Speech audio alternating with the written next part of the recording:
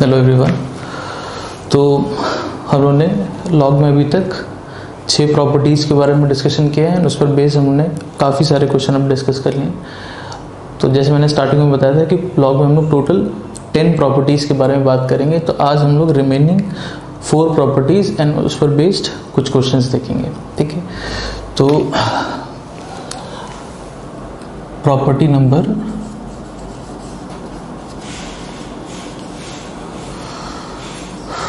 Property number 7। तो इस property को बोला गया है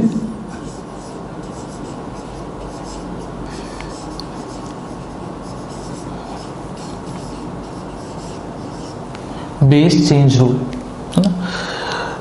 जैसे हम लोग जितनी भी प्रॉपर्टीज हम लोगों ने अभी तक डिस्कस करी हैं, किसी में भी हम लोग बेस नहीं चेंज कर पा रहे थे। एक प्रॉपर्टी थी जिसमें हम लोग बेस को थोड़ा सा चेंज कर पा रहे थे, that is property number 6। But उसमें भी अगर ऐसा था तो ये n यहाँ पर डिनोमिनेटर में आ जाएगा, ये 1/n times log m to the base a हो जाएगा, है ना। जैसे मान लीजिए अगर यहाँ पर ये 2 टू द पावर समथिंग है तो ये यहाँ पर 2 ही आएगा। बट हम चाहें कि इस बेस 2 को यहाँ पे हम 3 बना लें या 5 बना लें या 6 बना लें, तो वो यहाँ पर पॉसिबल नहीं है। यहाँ पर बेस थोड़ा सा चेंज हो रहा है, बट केवल ये जो चीज़ है ये नहीं चेंज हो रहा है। जो पावर है केवल उसको हम यहाँ पे ले जा पा रहे हैं, ठीक। बट लेट्स से अगर कहीं पर बेस 2 है उसको हमको 3 करना है या बेस 3 को हमको 7 कर देना है, तो ऐसी कोई प्रॉपर्टी हम लोगों ने अभी तक डिस्कस नहीं करी है जहाँ पर हम बेस को इस तरह से चेंज कर पा रहे हैं। तो अब जिस भी क्वेश्चन में जहाँ पे भी हमको ज़रूरत होगी, जहाँ पे हमको लगेगा कि हमको बेस को चेंज करने की ज़रूरत है, हम लोग इस प्रॉपर्टी को, इस रूल को यूज़ करेंगे। अब जो बेस चेंज रूल है वो इस तरह से है कि log of m to the base n, log m to the base n, इसको हम लिख सकते हैं log of m divided by log of n, log m divided by log n। And in दोनों का अब हम कोई भी बेस ले सकते हैं। अगेन कोई भी का मतलब 0 से बड़ा होना चाहिए, 1 नहीं हो सकता, है ना। वो सारी कंडीशन जो बेस के लिए वो हमेशा रहेंगी। इन दोनों का हम कुछ भी बेस ले सकते हैं, बस हाँ दोनों का बेस सेम होना चाहिए। मतलब कुछ ऐसा कहने का मतलब, अगर log 2 टू द बेस 5 दिया है तो सबसे पहले तो हम इसको लिख सकते हैं log 2 डिवाइडेड बाय log 5। अब डिपेंडिंग अपॉन क्वेश्चन, जैसे अगर हमको क्वेश्चन में नीड है कि हम log का बेस 3 में ले जाएं तो हम दोनों का बेस 3 ले लेंगे, या log 2 अपॉन log 5 हमको क्वेश्चन में ज़रूरत है कि नहीं हम बेस को 7 बनाएं तो हम बेस को 7 ले लेंगे। हमको लगता है नहीं हमको बेस को 10 बनाने की ज़रूरत है, तो इसी को हम लिख सकते हैं log m to the base n को आप log m upon log n लिख सकते हैं। आप इसको हमेशा log 2 डिवाइडेड बाय log 5 लिख सकते हैं। और इसका बेस दोनों का जो भी आप लेंगे दोनों का सेम होना चाहिए, है ना। अगर हमको 10 ज़रूरत है तो हम ऐसा बना लेंगे। मतलब डिपेंडिंग अपॉन क्वेश्चन में हमको जिस तरह से नीड होगी हम उस तरह से अब उसका बेस चेंज कर पाएंगे। इंपॉर्टेंट चीज़ क्या है कि अब जैसे यहाँ पर बेस 5 था, तो अगर हमको क्वेश्चन में ज़रूरत है तो हम इसका बेस 3 बना पाएंगे, 7 बना पाएंगे, 10, वो एज़ पर द नीड, जैसा हमको क्वेश्चन में ज़रूरत होगी। बट हाँ हम अब यहाँ पर लॉग का बेस चेंज कर पाएंगे एज़ पर आर नीड, जैसा हमको क्वेश्चन में ज़रूरत होगी, जैसा हमको रिक्वायर्ड लगेगा, उस तरह से अब हम इसको चेंज कर पाएंगे। log m to the base n को log m divided by log n लिख लेंगे। एंड दोनों का बेस हम अब यहाँ पर कुछ भी ले सकते हैं। कुछ भी का मतलब अगेन 0 से बड़ा, नॉट इक्वल टू 1, एंड 3, 7, 5, 10 कुछ भी ले सकते हैं। जैसा हमको क्वेश्चन में ज़रूरत होगी हम वैसा उस तरह से लेकर के एंड देन प्रोसीड करेंगे। तो जब क्वेश्चन करेंगे तब उसमें देखेंगे कि हम इसको कैसे अप्लाई करते हैं। अभी के लिए जो प्रॉपर्टी है वो हमको क्लियर होनी चाहिए, log m to the base n equals to log m upon log n, ठीक। ओके, अब क्योंकि हम लोगों ने बहुत सारी प्रॉपर्टीज डिस्कस करी हैं, उनके प्रूफ देखे हैं, बहुत सारे क्वेश्चंस भी किए हैं, तो एक बार इसको प्रूव करने की कोशिश करिए खुद से, ठीक है। इतना पार्ट नोट कर लीजिए, इसको प्रूव करने की कोशिश करिए इसका प्रूफ लिखने की। वीडियो पॉज करिए, ट्राई करिए।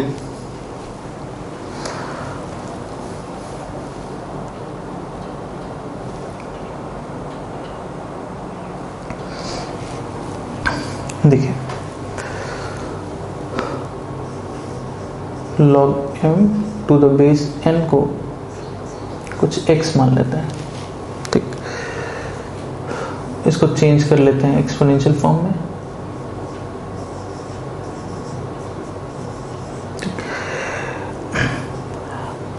जैसा कि हम लोग स्टार्टिंग में ऑलरेडी इस तरह से डिस्कस कर चुके हैं कि अगर दो क्वांटिटीज इक्वल हैं तो फिर इनके लॉगरिथम भी आपस में इक्वल होंगे, तो हम क्या कर सकते हैं, बोथ साइड लॉग अप्लाई कर देते हैं। एंड ये हमने डिस्कस किया था कि अगर हम बोथ साइड लॉग अप्लाई कर रहे हैं या कहीं से बोथ साइड लॉग रिमूव करेंगे तो दोनों तरफ लॉग का बेस सेम होना चाहिए। ये सारी बात हम लोग कर चुके हैं। तो जब हमने बोथ साइड यहाँ पे लॉग अप्लाई किया तो हमने बेस लिया a। इस बात से कंफ्यूज नहीं होइएगा कि हमने इस एक्सपोनेंशियल फॉर्म को इसके लॉग फॉर्म में चेंज किया, नहीं, इसका इस एक्सपोनेंशियल फॉर्म का लॉग फॉर्म तो ये लिखा है, तो हमने इसको इसके लॉग फॉर्म में नहीं चेंज किया है, हमने अब इसके बाद बोथ साइड लॉग अप्लाई किया है ना। ये बताया था कि दो क्वांटिटीज इक्वल हैं तो उनके लॉग भी इक्वल होंगे, या दो क्वांटिटीज के लॉग इक्वल हैं तो वो दोनों क्वांटिटीज भी आपस में इक्वल होंगी under the condition both side log का बेस अगर सेम है तो। अब प्रॉपर्टी नंबर 5 से यहाँ पर आ जाएगा मल्टीप्लीकेशन में, तो x times log n to the base a equals to log m to the base a। अब इस log n to the base a से डिवाइड कर देते हैं तो हमको मिल जाएगा x equals to log m to the base a divided by log n to the base a। log n to the base a से डिवाइड कर दिया एंड x हमने किसको माना था उसको पुट कर लीजिए, x हो गया log of m to the base n x, और ये किसके बराबर आ गया, log m to the base a divided by log of n to the base a, log m to the base a divided by log n to the base a। And यही हमको proof करना था। ये हो गया property number 7। तो log m to the base n को हम लिख सकते हैं log m divided by log n, and दोनों log का बेस हम जो भी लेंगे सेम लेंगे, log m to the base a upon log n to the base a, इस तरह से। आई थिंक प्रूफ क्लियर होना चाहिए, ठीक है। अब जैसा कि स्टार्टिंग में बोला था कि फर्स्ट सेकंड प्रॉपर्टी का प्रूफ एक जैसा है, थर्ड फोर्थ का एक जैसा है, फिफ्थ सिक्स का एक जैसा है ना, वैसे सेवन्थ और अब जो हम लोग एट्थ प्रॉपर्टी डिस्कस करेंगे उसका प्रूफ बिल्कुल एक जैसा है। तो सेवन्थ अब अगर आपको एकदम क्लियर है तो एट्थ वाला आप खुद से कर पाएंगे, ठीक। प्रॉपर्टी नंबर 8 देखते हैं।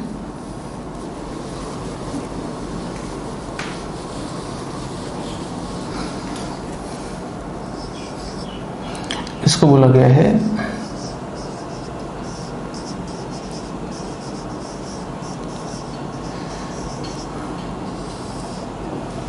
Reciprocal rule. तो प्रॉपर्टी ये है कि log of m to the base n अगर है तो इसको आप लिख सकते हैं 1 upon log of n to the base m। कहने का मतलब कि लेट्स से अगर log 2 टू द बेस 5 है तो इसको हम लिख सकते हैं 1 upon log 5 to the base 2। या फिर अगर मान लीजिए ऐसा लिखा है कहीं पर, प्रॉपर्टीज हमको अगेन दोनों तरफ से याद होनी चाहिए, 1 upon log 7 to the base 9 अगर लिखा है लेट्स से, तो इसको हम लिख सकते हैं log of 9 to the base 7, है ना।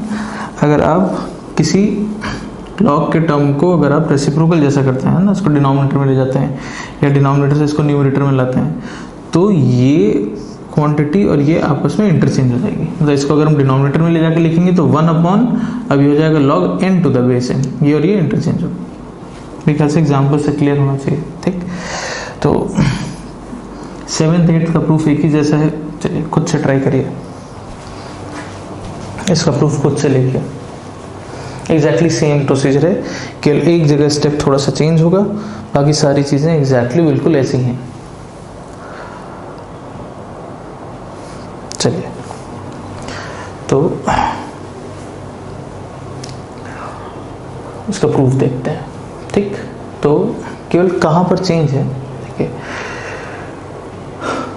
बोथ साइड हमने यहाँ पर इसको हमने x मान लिया, एक्सपोनेंशियल में चेंज किया, बोथ साइड log लिया, तो जब log ले रहे हैं तो हम बोथ साइड log का बेस कुछ भी ले सकते हैं, बस सेम होना चाहिए।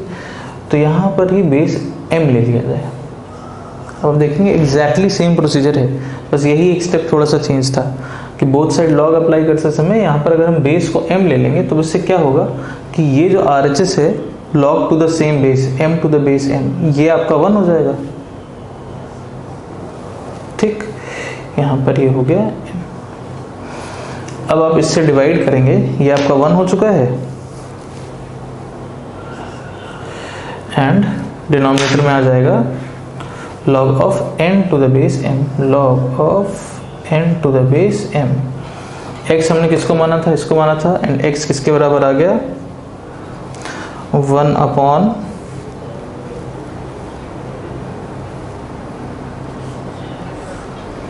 log of n to the base m, and यही हमको प्रूव करना था। log m to the base n equals to 1 upon log n to the base m। Exactly same procedure है, बस केवल एक स्टेप यहाँ पर चेंज था कि जब बोथ साइड log अप्लाई कर रहे हैं तो वहाँ पर बेस को ही अगर हम m ले लेते हैं तो फिर हमको जो हमारा बेस चेंज रूल था वही बेसिकली अब देख सकते हैं कि रेसिप्रोकल रूल हो जाएगा। ठीक, तो बेसिकली दोनों एक ही चीज़ है ना। हम इसको हम डायरेक्टली भी सोच सकते थे, आई थिंक प्रूफ क्लियर होना चाहिए थी, है ना। इसको हम डायरेक्टली भी ऐसे कह सकते थे क्योंकि हम लोगों ने already base change rule discuss कर लिया है, प्रॉपर्टी नंबर 7। तो प्रॉपर्टी नंबर 7 अगर आप डायरेक्टली यूज कर लीजिए तो आप इसको बेस चेंज रूल से कह सकते हैं कि ये हो जाएगा log m divided by log n, और बेस कुछ भी ले सकते हैं बेस चेंज रूल, तो बेस कुछ भी ले सकते हैं, तो यहीं पे बेस m ले लेते हैं, तो ये हो गया 1 upon log n to the base m। तो वही चीज़ है बेसिकली, एग्जैक्टली सेम ही है। Reciprocal rule, base change rule एक ही है, बस बेस चेंज रूल में ही बेस जो है अगर उसको आप m ले लेंगे तो यही आपका रेसिप्रोकल रूल हो जाएगा। ठीक, तो क्लियर हो गया आई थिंक। ठीक है, ओके। तो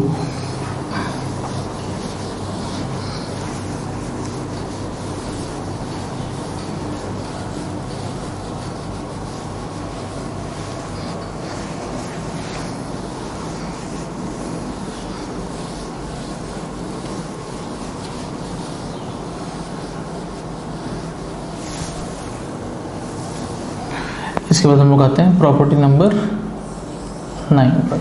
ठीक, प्रॉपर्टी नंबर 9 में क्या है, a to the power log x to the base a।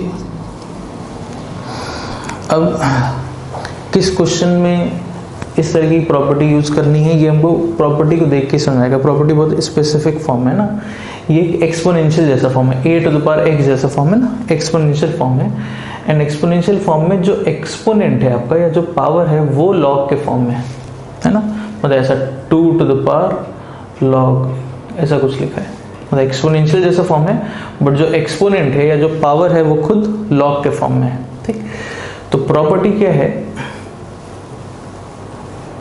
कि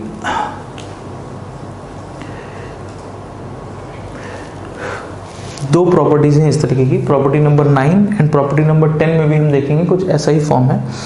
प्रॉपर्टी नंबर 9 में क्या स्पेसिफिक है कि log का जो बेस है और जो एक्सपोनेंशियल फॉर्म का बेस है ये सेम है। नहीं, एक्सपोनेंशियल फॉर्म में इसको बेस कहते थे और log में इसको बेस कहते थे।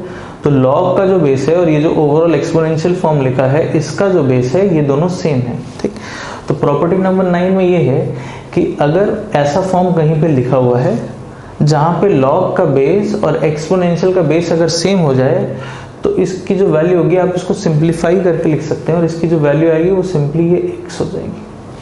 कहने का मतलब अगर कहीं पे लिखा है 2 to the power log 5 to the base 2, log का बेस और एक्सपोनेंशियल का बेस अगर हमको सेम दिख रहा है तो अब हमको पता है कि इसकी जो वैल्यू है वो सीधे बस 5। ये बहुत सिंपल सा फॉर्म हो जाएगा, मतलब इसकी हम एक बहुत सिंप्लीफाइड सी वैल्यू अब लिख पाएंगे। a to the power log x to the base a की जो वैल्यू होगी that will be equal to x है। जैसे अगर कहीं पे लिखा है 3 to the power log 15 to the base 3, तो हमको पता है कि अब इसकी वैल्यू जो आएगी दैट विल बी 15। ठीक, log का बेस अगेन ये कंडीशन है, ये सेम होना चाहिए तभी हम ये प्रॉपर्टी लगा सकते हैं।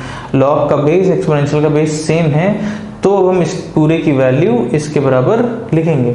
लेकिन अगर ऐसा नहीं है, जैसे मान लीजिए अगर ऐसे लिखा है 2 to the power log 5 to the base 3, तो आप इस पर प्रॉपर्टी नंबर 9 नहीं लगा सकते क्योंकि यहाँ पर लॉग का बेस और एक्सपोनेंशियल का बेस अब सेम नहीं है। ठीक है, तो अगर ये और ये सेम होगा तब हम इस पूरे की एक सिंप्लीफाइड वैल्यू लिख पाएंगे और वो वैल्यू इसके बराबर होगी। This is property number 9। तो अगेन हम चाहेंगे कि एक बार आप खुद से अगेन इसको ट्राई करिए प्रूव करने की। प्रॉपर्टी नंबर 9 प्रॉपर्टी क्या है वो क्लियर हो गया पहले, है ना। वीडियो पॉज करिए, खुद से एक बार इसको ट्राई करिए। चलिए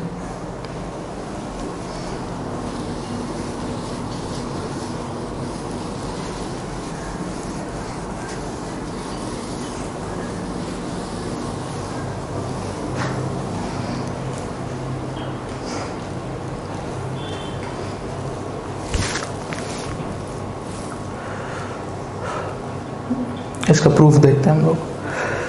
तो ये जो एक्सपोनेंट है या जो पावर है that is log x to the base a, इसको लेट से हम कुछ y मान लेते हैं। ठीक, log x to the base, इसको हमने कुछ y मान लिया। इसको चेंज कर लेते हैं इसके एक्सपोनेंशियल फॉर्म में।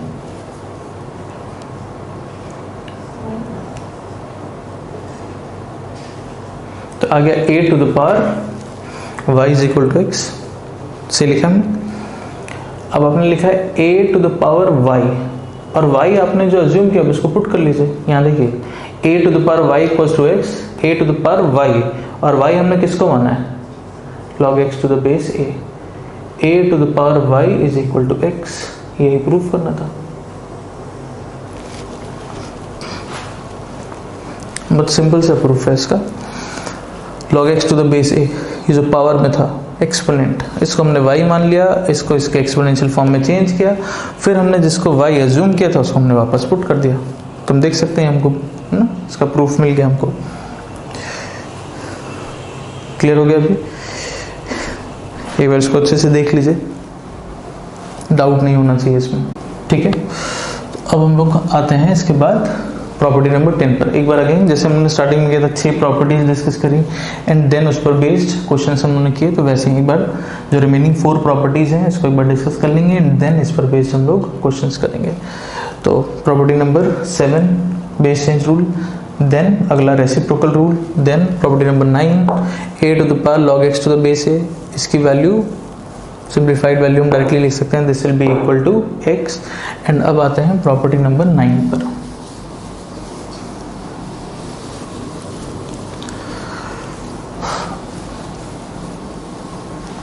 सॉरी, अब हम लोग आते हैं प्रॉपर्टी नंबर 10 पर। तो प्रॉपर्टी नंबर 10 में भी फॉर्म कुछ ऐसा ही है जैसा प्रॉपर्टी नंबर 9 में था। a टू द पावर मतलब एक्सपोनेंशियल का फॉर्म होगा और जो पावर या एक्सपोनेंट है वो खुद लॉग के फॉर्म में होगा। तो a टू द पावर, अब 9 और 10 में हम कैसे डिफरेंशिएट कर रहे हैं कि अगर लॉग का बेस और एक्सपोनेंशियल का बेस अगर ये सेम हो गया तब तो इस पूरे की हमको एक डायरेक्टली वैल्यू पता चल जाएगी कि भाई इसकी वैल्यू हम ये लिख सकते हैं, जैसा कि प्रॉपर्टी नंबर 9 में था। हम इसको ओवरऑल फिर सिंप्लीफाई कर सकते हैं, इसकी हमको एक सिंप्लीफाइड वैल्यू डायरेक्टली पता होगी प्रॉपर्टी नंबर 9 से। लेकिन अगर लॉग का बेस और एक्सपोनेंशियल का बेस सेम नहीं है जैसा कि यहाँ पर अब लिखा है, तो हम इसकी अब सिंप्लीफाइड वैल्यू तो डायरेक्टली फाइंड नहीं कर सकते। अगर हम डायरेक्टली इसकी सिंप्लीफाइड वैल्यू लिखना चाहते हैं तो उसके लिए प्रॉपर्टी नंबर 9 ही है केवल, और प्रॉपर्टी नंबर 9 में एक कंडीशन है कि लॉग का बेस और एक्सपोनेंशियल का बेस होना चाहिए सेम। अगर लॉग का बेस और एक्सपोनेंशियल फॉर्म वाला जो बेस है अगर वो सेम नहीं है तो अब हम इसकी कोई सिंप्लीफाइड वैल्यू तो डायरेक्टली नहीं लिख सकते, बस इसको हम एक तरीके से और एक्सप्रेस कर सकते हैं, इसको लिख सकते हैं एक और तरीके से, है ना। तो प्रॉपर्टी नंबर 9 में क्या था कि हम इसकी एक सिंप्लीफाइड वैल्यू फाइंड कर पा रहे थे, बट उसके लिए कंडीशन थी कि लॉग का बेस और एक्सपोनेंशियल का बेस सेम होना चाहिए। अगर वो सेम है तब तो हम डायरेक्टली इसकी एक वैल्यू लिख लेंगे। अगर ये सेम नहीं है तो अब हम इसकी कोई वैल्यू नहीं लिख सकते, हम इसकी कोई सिंप्लीफाइड वैल्यू नहीं फाइंड कर पाएंगे। लेकिन हम इसको एक तरीके से और एक्सप्रेस कर पाएंगे, और इसमें क्या कर सकते हैं, प्रॉपर्टी क्या है कि लॉग का जो बेस है इसको अपनी जगह पर रखते हुए हम इसको और इसको इंटरचेंज करके लिख सकते हैं। कहने का मतलब इसी को हम लिख सकते हैं c to the power log of a to the base b। ये और ये आपस में इंटरचेंजेबल है। तो 9th एंड 10th है ना, कंफ्यूज नहीं होंगे। 9th में क्या था कि लॉग का बेस एक्सपोनेंशियल का बेस सेम हो गया, तो तुम्हारे लिए बहुत आसान हो गया। हम डायरेक्टली इस पूरे की एक सिंपल सी वैल्यू लिख पाएंगे। अगर हमको सेम नहीं दिख रहा है तो हम अब इसकी वैल्यू तो नहीं लिख सकते, क्योंकि वैल्यू लिखने के लिए, सिंप्लीफाइड वैल्यू लिखने के लिए ये और ये सेम होना चाहिए, प्रॉपर्टी नंबर 9। बट अगर ये सेम नहीं है तो भी हम क्या कर सकते हैं, इसको बस केवल एक तरीके से और एक्सप्रेस कर सकते हैं। हम इसी को लॉग का बेस अपनी जगह पे रखते हुए इसको और इसको आपस में इंटरचेंज कर सकते हैं। इसको हम लिख सकते हैं c to the power log of a to the base b। इस तरह से कहने का मतलब, अगर ऐसा लिखा है 2 to the power log 5 to the base 3, तो हम चाहें तो इसी को लिख सकते हैं 5 to the power log 2 to the base 3। Log का बेस जहाँ पर है वो वहीं रहेगा, उसमें कोई चेंज नहीं। इसको और इसको हम इंटरचेंज कर सकते हैं। जिस क्वांटिटी का लॉग है और जो एक्सपोनेंशियल का बेस है, ये और ये आपस में इंटरचेंज करके लिख सकते हैं। आई थिंक प्रॉपर्टी क्लियर है। अब इसका प्रूफ देखते हैं। इसका प्रूफ ध्यान से देखेंगे। इसके प्रूफ में हम लोग प्रॉपर्टी नंबर 7, 8 एंड 9, जो 3 प्रॉपर्टीज आज हम लोगों ने डिस्कस करी वो तीनों यूज करेंगे इसके प्रूफ में। हम इसमें बेस चेंज रूल भी लगाएंगे, हम इसमें रेसिप्रोकल रूल भी लगाएंगे, एंड हम इसमें प्रॉपर्टी नंबर 9 का भी यूज करेंगे, तीन। ठीक, देखिए एलएचएस से स्टार्ट कर लेते हैं। a to the power log c to the base b। सबसे पहले हमने क्या किया, हमने इस पर सबसे पहले बेस चेंज रूल लगा दिया इस पर, तो ये हो गया log c divided by log b। ठीक, और बेस हम कुछ भी ले सकते थे, तो बेस हमने ले लिया a। क्लियर है। इस पर हमने बेस चेंज रूल लगा दिया, log c divided by log b, और बेस कुछ भी ले सकते थे, बेस a ले लिया। अब इसके बाद इसका जो डिनोमिनेटर है ना, बहुत ध्यान से सुनते जाएंगे। ये हो गया प्रॉपर्टी नंबर 7 हमने अप्लाई कर लिया। अब प्रॉपर्टी नंबर 8 लगाने जा रहे हैं। तो इसका जो डिनोमिनेटर है log b to the base है, इस पर हम रेसिप्रोकल रूल लगाएंगे। तो अब जब इस पर हम रेसिप्रोकल रूल लगाएंगे तब ये न्यूमरेटर में चला जाएगा, बट न्यूमरेटर में जाएगा तो होगा क्या, ये और ये आपस में अब इंटरचेंज हो जाएगा। Reciprocal rule property number 8 clear होना चाहिए, है ना।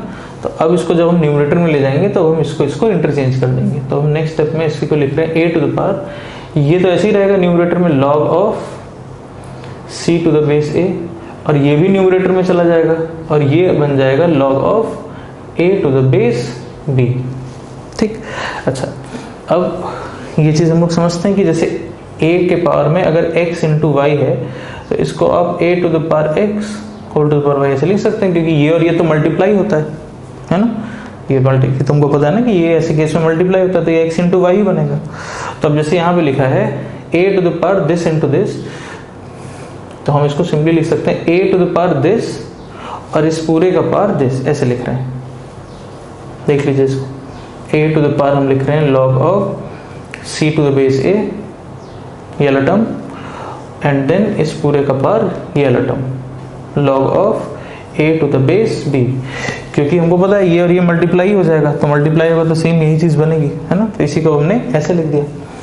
अब प्रॉपर्टी नंबर 7 लगा दिया हमने, फिर इसमें हमने रेसिप्रोकल रूल लगा दिया, प्रॉपर्टी नंबर 8 लगा दिया।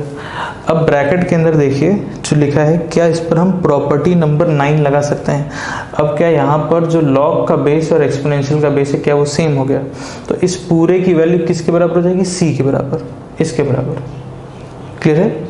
अब इस पर लगा दीजिए प्रॉपर्टी नंबर 9, तो ये हो गया इस पूरे की सिंप्लीफाइड सी वैल्यू, हमको पता है ये बन गया c, और c के पावर में क्या है, log of a to the base b। अब चेक करिए क्या यही RHS है, क्या यही हमको रिक्वायर्ड था, c to the power log a to the base b, ये हो गया RHS और यही हमको प्रूफ करना था।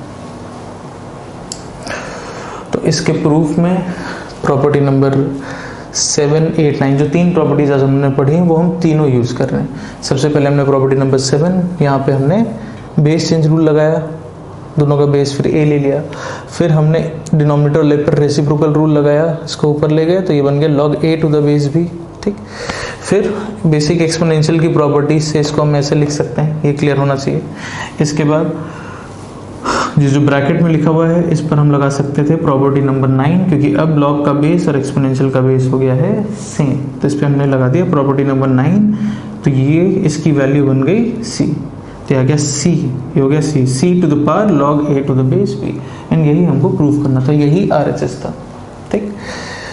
तो आई थिंक सारी प्रॉपर्टीज हम लोग को क्लियर है अभी, 7, 8, 9, 10 चारों प्रॉपर्टीज एक बार, है ना, इसको देख लीजिए, ये तो क्लियर होना चाहिए प्रूफ, है ना। इसके बाद वीडियो को रोक करके चारों प्रॉपर्टीज एक बार फिर से गो थ्रू कर लीजिए, सबका प्रूफ देख लीजिए, प्रॉपर्टी क्या है उसको एक बार देख लीजिए, एंड देन फिर हम लोग क्वेश्चन अब इसमें स्टार्ट करेंगे, ठीक है। ओके, तो अब हम लोग क्वेश्चंस करेंगे जो प्रॉपर्टीज हम लोग डिस्कस करेंगे इस पर बेस्ड। तो स्टार्टिंग में अगेन एक क्वेश्चन हम करके बताते हैं, एंड देन सेम उसी तरीके का एक और क्वेश्चन आप खुद से ट्राई करेंगे, ठीक है। चलिए, तो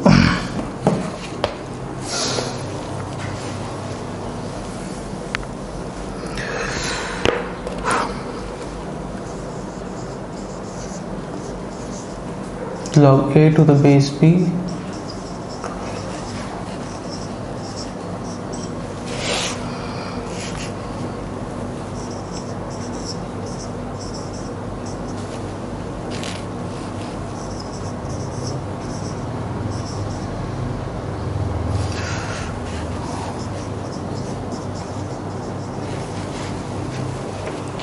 ये हमको प्रूफ करना है, ठीक। log a to the base b into log b to the base c into log c to the base d equals to log of a to the base d। देखिए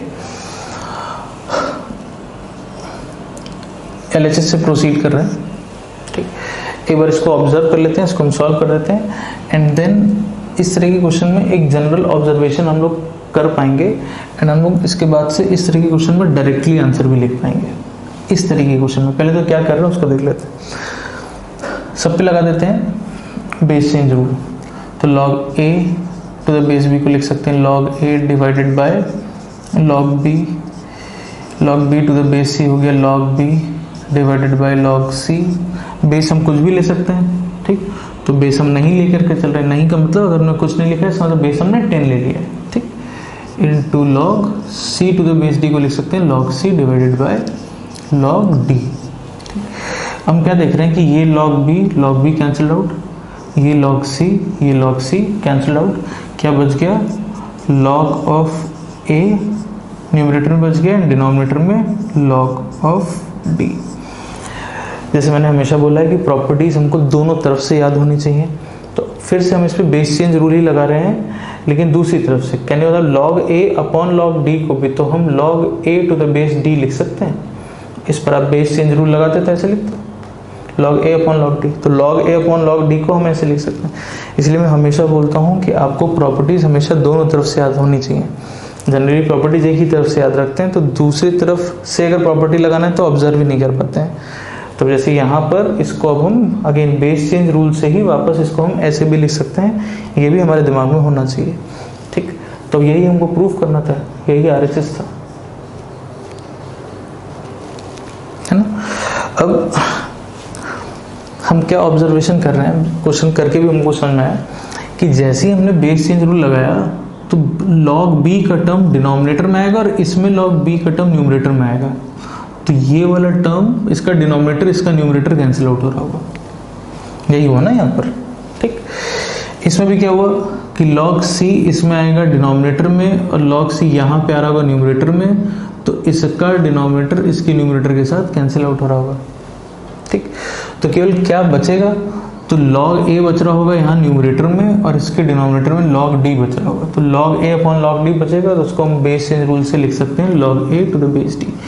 कहने का मतलब इस तरीके के क्वेश्चंस अब अगर हमको दिख रहे हैं तो उसमें हमको पूरा लिखने की ज़रूरत नहीं है। ये चीज़ अगर हम ऑब्जर्व कर पा रहे हैं, प्रोसीजर अगर हमको क्लियर है कि इसमें क्या हो रहा है, तो हम इसको देख करके सोच सकते हैं अब, है ना, कि यहाँ पे बेस चेंज रूल लगाएंगे तो log b डिनोमिनेटर में आएगा, यहाँ पे log b न्यूमरेटर में होगा, कैंसिल आउट हो गया।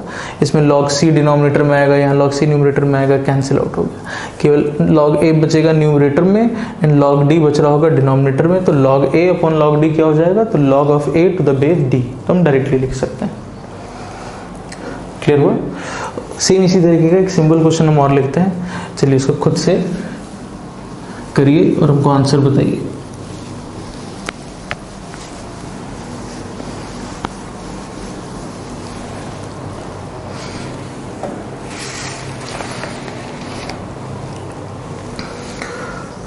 कोशिश करिएगा कि इसमें आपको पेन चलाने की ज़रूरत नहीं पड़े, केवल देखिए डायरेक्टली और आंसर बताइए। log 11 to the base 3, 13 to the base 11,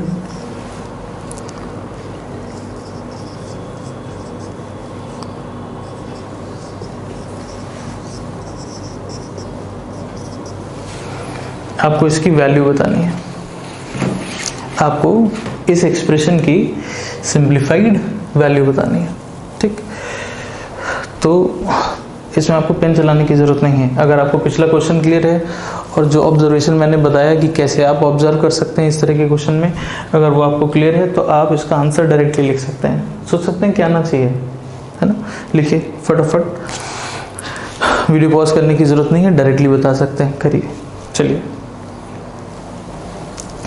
क्या होना चाहिए, अगेन हम ऑब्जर्व कर रहे हैं, जब हम बेस चेंज रूल सब में लगाएंगे, है ना, तो यहाँ पे log 11 आएगा न्यूमरेटर में, यहाँ पे log 11 डिनोमिनेटर में कैंसल्ड आउट, यहाँ पे log 13 न्यूमरेटर में, log 13 डिनोमिनेटर में कैंसल्ड आउट, log 15 न्यूमरेटर में, log 15 आएगा डिनोमिनेटर में, कैंसल्ड आउट।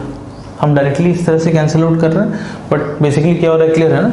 सब पे हमने बेस चेंज रूल लगाया होगा तो न्यूमरेटर डिनोमिनेटर ऐसे कैंसिल आउट हो रहा है। केवल न्यूमरेटर में अब क्या बच रहा है, log 27 एंड डिनोमिनेटर में क्या बच रहा है, log ऑफ 3 बचेगा।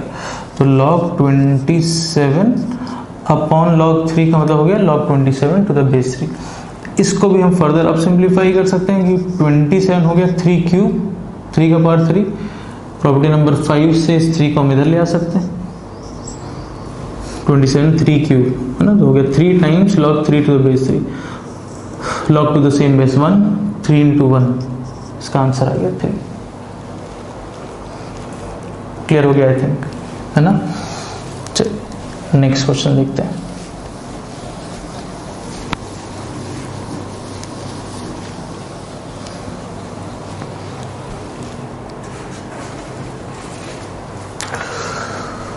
This will be question number 3.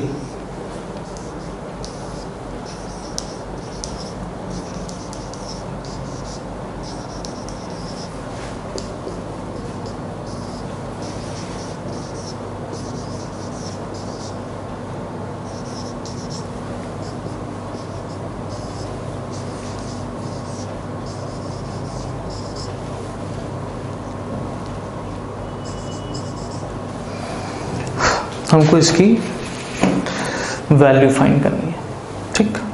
तो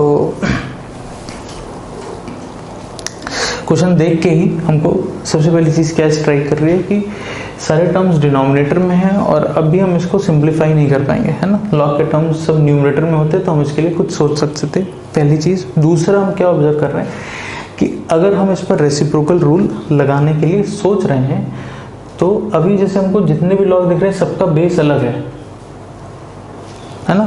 तो इस पर हम कोई और ऐसे प्रॉपर्टी अभी नहीं लगा पाएंगे, log m plus log n वाली या log m minus log n वाली, कोई भी ऐसी प्रॉपर्टी, क्योंकि हर जगह बेस अभी अलग अलग है।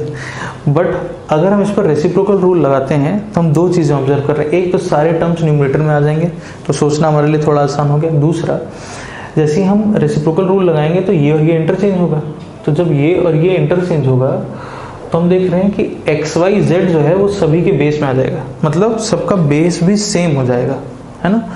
तो हम ऑब्जर्व कर पा रहे हैं कि जैसे हम इस पर बेस चेंज रूल लगाएंगे तो ये सबका बेस भी सेम हो गया, सब एक साथ न्यूमरेटर में आ जाएंगे। तो उसके बाद हम सीधे फिर प्रॉपर्टी नंबर 3 लगा सकते हैं, सब एडिशन में, है ना। देखिए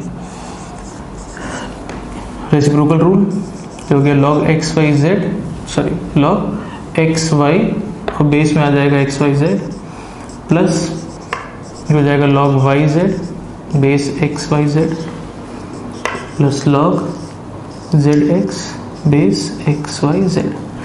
अब प्रॉपर्टी नंबर 3 लगा देते हैं, log m plus log n वाली प्रॉपर्टी। तो हो जाएगा log of x y into y z into z x to the base x y z. तो ये मल्टीप्लाई होकर के क्या बन जाएगा, एक्स वाई जेड का whole square, x y into y z into z x y z का whole square हो गया ना। अब प्रॉपर्टी नंबर 5 से ये 2 इधर आ जाएगा एंड जैसे ही 2 इधर आएगा ये क्या बन गया, log x y z to the base log to the same base. Property number 1 से इसकी वैल्यू कितनी हो गई 1, फाइनल आंसर आ गया 2। क्लियर हो गया अभी आपको, ठीक है। सिंपल क्वेश्चन था एकदम। चलिए नेक्स्ट क्वेश्चन अब हम लिख रहे हैं, उसमें आपको थोड़ा सा सोचना होगा, उसको एक बार ट्राई करिए खुद से, ठीक है।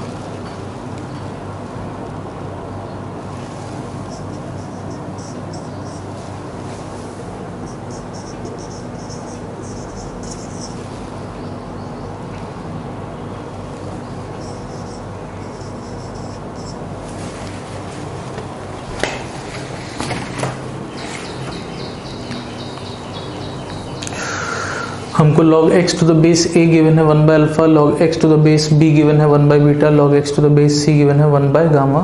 हमको फाइंड करना है log of x to the base a into b into c, log x to the base a b c की हमको फाइंड करना है अल्फा बीटा गामा के टर्म्स में।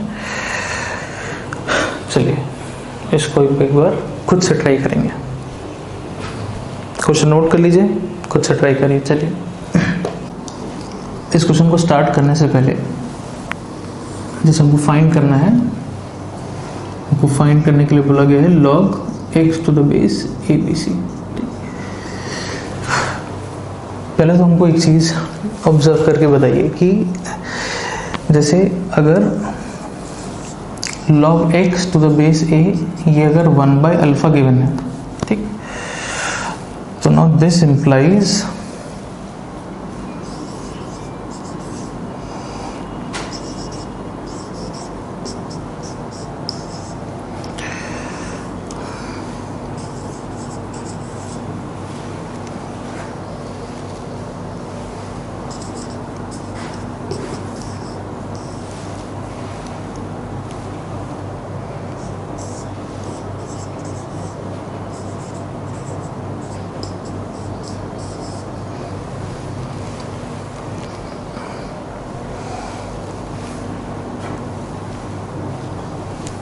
एक स्टेटमेंट हम और लिख देते हैं, मान लीजिए यहाँ पे लिख देते हैं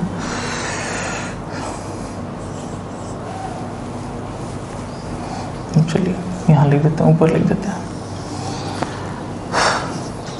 1 अपॉन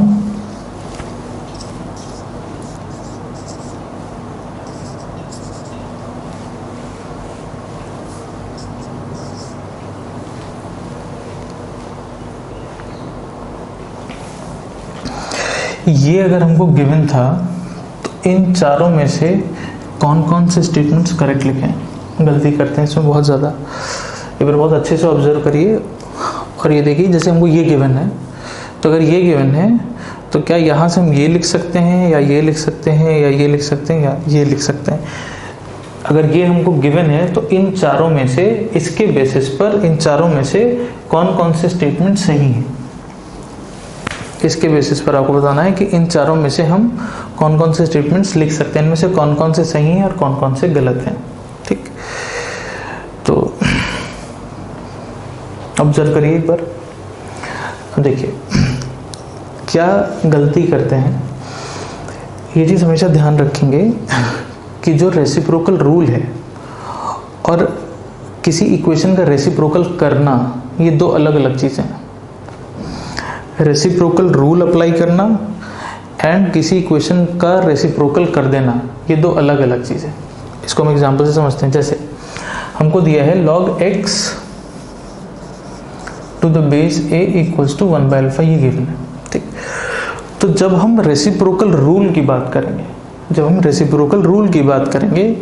तो रेसिप्रोकल रूल केवल लॉग के लिए है, इस पर लगेगा रेसिप्रोकल रूल, इस पर कोई चेंज नहीं होगा। भाई रेसिप्रोकल रूल तो लॉग का है ना, तो अगर हम रूल लगाएंगे तो केवल लॉग पे लगाएंगे, हम इस पर कोई रूल थोड़ी लगाएंगे।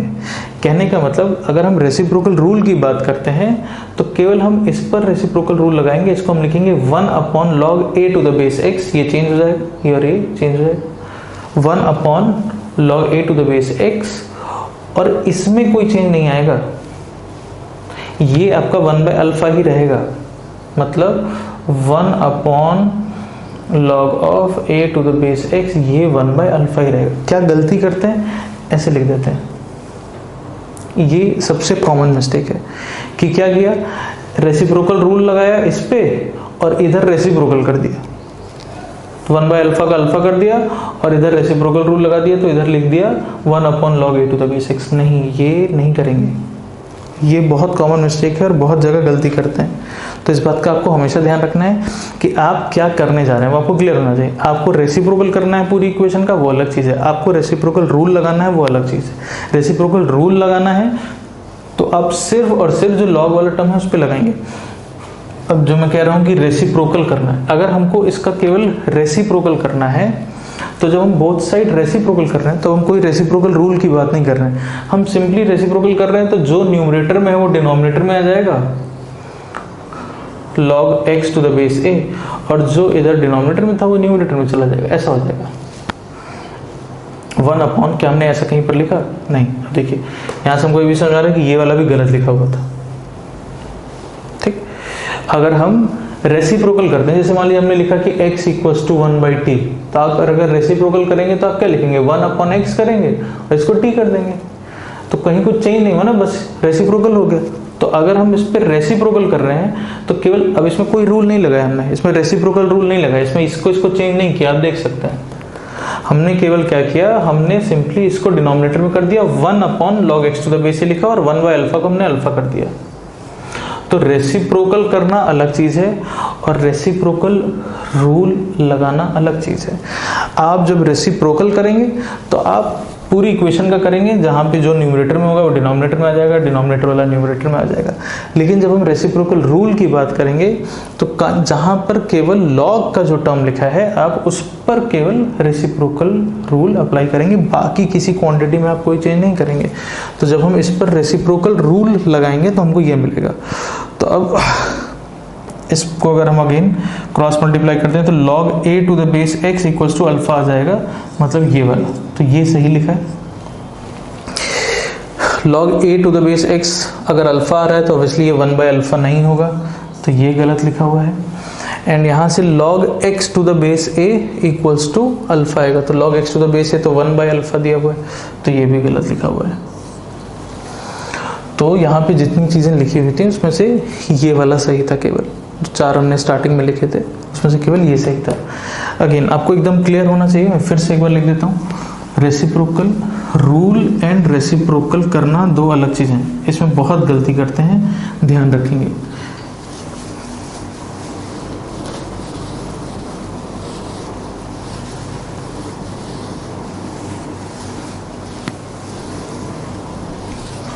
है ना, log x to the base a, अगर ये 1 बाय अल्फा दिया है, अभी हम क्वेश्चन की बात नहीं कर रहे, क्वेश्चन तो अभी हम लोग सॉल्व करेंगे, उसको हम लोग देखेंगे, बट अभी हम केवल डिस्कस करना चाह रहे हैं क्योंकि इसमें गलती करते हैं कि रेसिप्रोकल रूल एंड रेसिप्रोकल करना दो अलग चीज़ें हैं। अगर आप कह रहे हैं कि आप इसका सिंपली रेसिप्रोकल कर रहे हैं, कोई रेसिप्रोकल रूल की बात हम नहीं कर रहे हैं, हमको रेसिप्रोकल करना है, हमको रेसिप्रोकल का मतलब पता है, सीधे न्यूमरेटर जो होगा वो डिनोमिनेटर में आ जाएगा, कहीं हम कुछ इंटरचेंज नहीं कर रहे हैं, ये simply 1/log x to the base a ही रहेगा और इधर अल्फा हो जाएगा, ये रेसिप्रोकल। अगर हम रेसिप्रोकल रूल की बात करेंगे तो हम इस पे रेसिप्रोकल रूल लगाएंगे, हम इस पे थोड़े ना लगाएंगे, इसके लिए कोई रूल थोड़े ना, ये लॉग का टर्म थोड़े ना, रेसिप्रोकल रूल तो केवल लॉग के लिए है, तो हम इस पर रेसिप्रोकल रूल लगाएंगे और हम इसको लिखेंगे 1/log ऑफ, और इस पर रेसिप्रोकल रूल लगा रहे हैं तो हम इसको और इसको इंटरचेंज कर देंगे, हो जाएगा 1/log a to the base x, और ये कोई चेंज नहीं होगा, ये ऐसे ही रहेगा।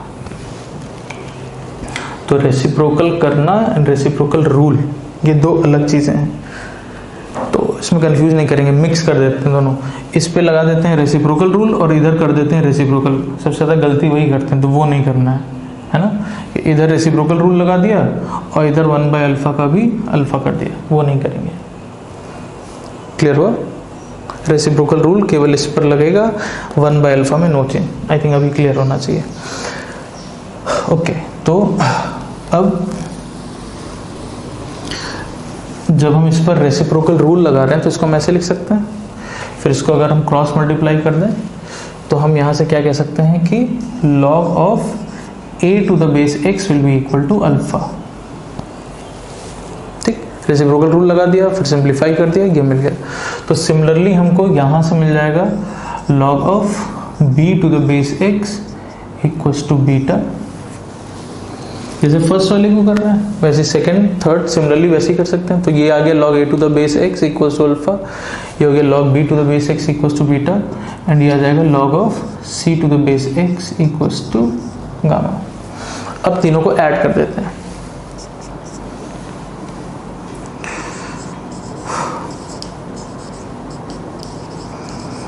अभी हम क्यों ऐड करने के लिए सोच पा रहे हैं, क्योंकि सबका बेस सेम है।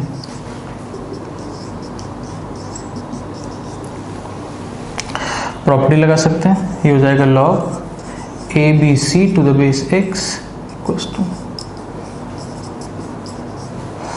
अब अगेन इस पे रेसिप्रोकल रूल लगाएंगे, तो केवल इसको चेंज करेंगे, इधर कोई चेंज नहीं, क्योंकि हमसे पूछा गया था log x to the base abc और अभी हमको मिल रहा है abc to the base x। तो हमको पता है कि अगर हम इस पर अब रेसिप्रोकल रूल लगा दें, इसको ऐसे लिख दें, तो हमको मिल जाएगा log x to the base abc, but ये मिलेगा alpha plus beta plus gamma ऐसे। ठीक, अब बोथ साइड रेसिप्रोकल कर दीजिए, अब बोथ साइड रेसिप्रोकल कर दीजिए सिंपली। तो अब जब आप सिंपली रेसिप्रोकल करेंगे तो ये न्यूमरेटर में चला जाएगा, तो log x to the base ये यही रहेगा log x to the base abc, और इधर क्या आ जाएगा 1/अल्फा प्लस बीटा प्लस गामा। मतलब जो हमको फाइंड करना था इसका आंसर आ गया 1/अल्फा प्लस बीटा प्लस गामा, ये आंसर हो गया। log of x to the base abc equals to 1/अल्फा प्लस बीटा प्लस गामा।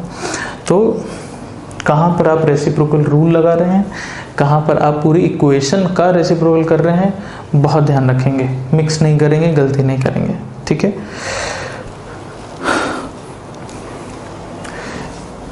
ये वाला क्वेश्चन अभी क्लियर हो गया। चलिए नेक्स्ट क्वेश्चन देखते हैं।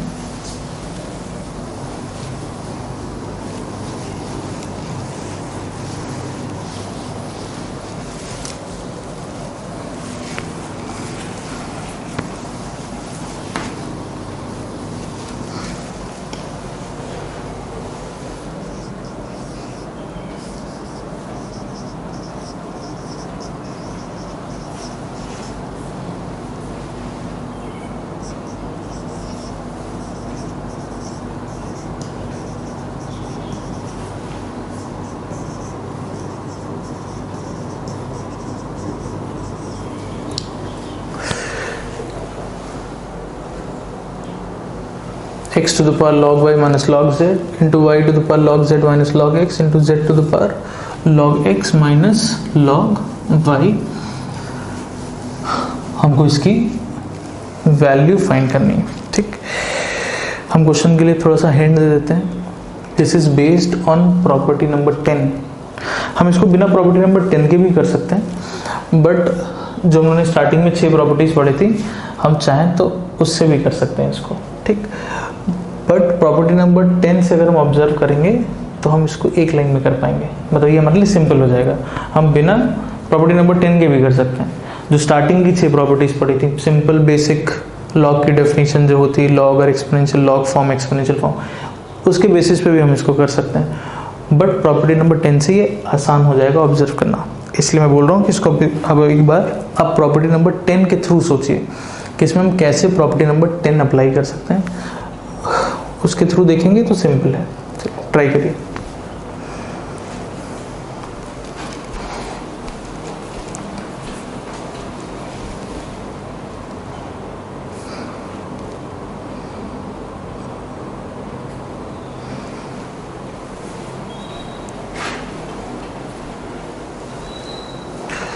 देखिए,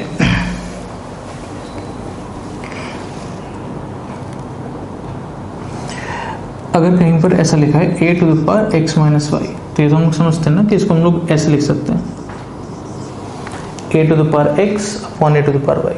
ये लिए बात क्लियर है, ठीक। तो जैसे कुछ लोग इस तरह से सोचते हैं स्टार्टिंग में कि इसको log m minus log n वाली प्रॉपर्टी नंबर 4 लगा दें, इसको log y बाई z लिख दें, बट वैसे लिखेंगे तो फिर ये और कॉम्प्लिकेटेड होता चला जाएगा। इस पर हम सिंपली प्रॉपर्टी लगा रहे हैं एक्सपोनेंशियल की, जैसे a to the power x minus y लिखा है तो a to the power x divided by a to the power y, simply वैसे लिखिए, मतलब x का power log y upon x का पावर log z। क्लियर है? ये हो गया y to the power log z, y to the power log x, ये हो गया z to the power log x upon z to the power log y, ठीक। कहीं पर भी log का बेस मेंशन नहीं है, मतलब हम लोग 10 मान के चल रहे हैं। अब देखिए प्रॉपर्टी नंबर 10, प्रॉपर्टी नंबर 10 में क्या था कि हम जो बेस है उसको वहीं पे रखते हुए इसको और इसको इंटरचेंज कर सकते हैं, ठीक। तो सोचिए अगर हम इस पर प्रॉपर्टी नंबर 10 लगा दें, ठीक, तो ये क्या बनेगा? क्या ये y to the power log x बन जाएगा? बेस तो 10 ही रहेगा, बेस में तो चेंज होता नहीं था प्रॉपर्टी नंबर 10 में, केवल इसको इसको इंटरचेंज करते थे। क्या ये y to the power log x बनेगा? ऑब्जर्व कर पा रहे हैं? अब अगर ये y to the power log x बना तो ये y का पावर log x और ये y का power log x cancel out हो गया, ठीक। इसको देखते हैं, अगर हम इस पर प्रॉपर्टी नंबर 10 लगा दें, क्या बन जाना चाहिए? क्या लग रहा है? ये बन जाएगा z to the power log x। तो अब ये z to the power log x और ये z to the power log x cancel out हो गया, ठीक। इस पे लगा देते हैं प्रॉपर्टी नंबर 10, इसको क्या लिख सकते हैं? z to the power log y। तो अब ये z to the power log y और ये z to the power log y cancel out हो गया। तो जैसे ही हम प्रॉपर्टीज लगा रहे हैं, ये वाला टर्म इसके साथ, ये वाला टर्म इसके साथ और ये वाला टर्म इसके साथ कैंसिल आउट, तो सब कैंसिल आउट हो गया। तो क्या आ गया इसकी वैल्यू? 1।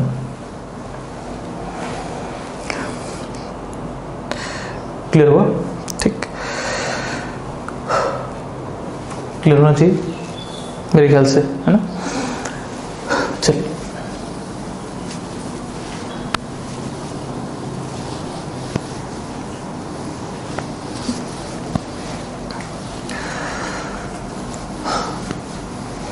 अब इसके बाद हम एक क्वेश्चन लिख रहे हैं, वो एज अ होमवर्क रहेगा, इसको आप ट्राई करेंगे अच्छे से, तो इसको फिर अब हम नेक्स्ट लेक्चर में इसको हम डिस्कस करेंगे इस क्वेश्चन को, ठीक है।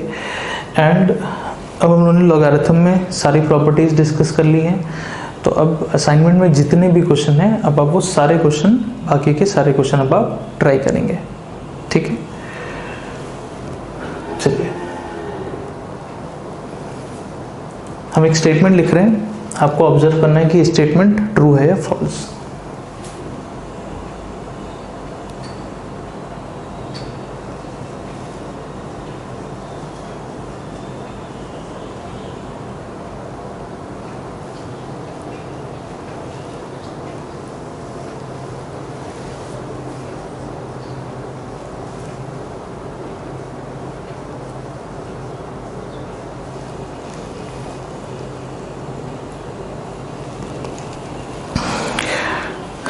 ये स्टेटमेंट आपको बताना है whether this statement is true और फॉल्स, ये सही लिखा है या गलत, क्या ये और ये वैल्यू इक्वल आएगी या नहीं आएगी। ठीक है, तो इसको एक बार अच्छे से ट्राई करेंगे। ठीक, जैसे भी लगता है, जो भी समझ आता है, जो भी प्रॉपर्टी लगता है आपको लगा सकते हैं, जो भी इसको जिस भी तरह से सिंप्लीफाई कर सकते हैं, एक बार खुद से ट्राई करेंगे, देन इसको अब हम लोग फिर नेक्स्ट लेक्चर में फिर डिस्कस करेंगे। ठीक है, अभी नेक्स्ट लेक्चर पर अगेन हम लोग, अब क्योंकि हम लोग सारी प्रॉपर्टीज डिस्कस कर चुके हैं, तो हम लोग कुछ और क्वेश्चंस टेकअप करेंगे, ओवरऑल लॉगरिथम पर बेस्ड कुछ अच्छे क्वेश्चंस हम लोग डिस्कस करेंगे। तो अभी नेक्स्ट टाइम पर हम लोग केवल प्रॉब्लम डिस्कशन ही करेंगे, बट ये अब आप सारा असाइनमेंट जो आपको दिया गया है वो आप कंप्लीट असाइनमेंट अब लगा सकते हैं असाइनमेंट में, क्योंकि अब सारी प्रॉपर्टीज हम लोग डिस्कस कर चुके हैं, तो कुछ प्रॉपर्टी अब डिस्कशन के लिए रिमेनिंग नहीं है। ठीक है, चलिए तो आज का लेक्चर फिर अब हम लोग इसको यहीं पर स्टॉप करते हैं।